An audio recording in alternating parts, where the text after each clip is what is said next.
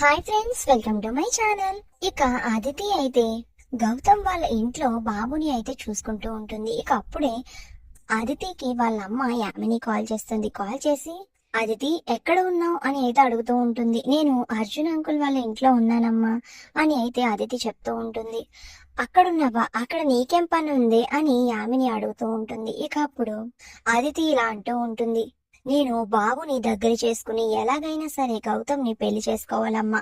అప్పటి వరకు బాబుని దగ్గర చేసుకుని మచ్చిక చేసుకుంటే గౌతమ్ కి నాకు పెళ్ళైపోతుంది. ఆ తరువాత ఈ బాబుని అస్సలు దగ్గరికి కూడా రానివ్వను. వాడిని టచ్ చేయాలంటేనే, వాడిని ఆడించాలంటేనే నాకు ఇరిటేట్ వచ్చేస్తుంది.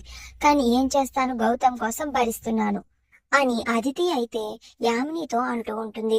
సరే బేబీ, అయితే జాగ్రత్త అని చెప్పి యామిని ఫోన్ పెట్టేస్తుంది. ఇక అదితి కూడా ఫోన్ పెట్టేసి ఇంట్లోకి వెళ్ళబోతూ ఉంటే ఇక అప్పుడే అదితి వెనకాల ఉండి ఇదంతా నర్స్ వేషంలో ఉన్న అహల్య మొత్తం వినేస్తుంది. ఇక వినేసి అహల్యకి చాలా కోపం వచ్చేసి అదితిని లాగిపెట్టి ఒకటి కొడుతుంది.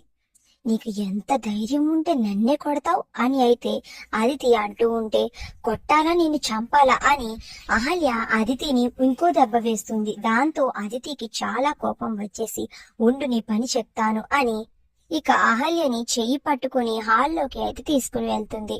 ఇక అప్పుడే హాల్లోకి భానుమతి, అర్జున్ ప్రసాద్, గౌతమ్, సుభద్ర అందరూ కూడా హాల్లోకి వచ్చేస్తారు. ఇక అప్పుడు ఏమైంది అదితి, ఎందుకు ఆ నర్స్ ని అలా లాక్కుని వస్తున్నావు, ఏం జరిగింది అని భానుమతి అడుగుతూ ఉంటే, చూడండి బామ్మ, ఈ నర్స్ నన్ను కొట్టింది, నిజం చెప్పు, నువ్వు నన్ను కొట్టావా లేదా అని అందరి ముందు అదితి అయితే ఆ నర్స్ ని అడుగుతూ ఉంటుంది. అవును, నేను మిమ్మల్ని కొట్టాను అని అయితే నర్స్ అయితే చెప్తూ ఉంటుంది. ఇక ఆ మాటలు వినగానే భానుమతికి చాలా కోపం వచ్చేస్తుంది. ఎందుకు కొట్టావే అని అయితే కోపంగా అడుగుతూ ఉంటుంది.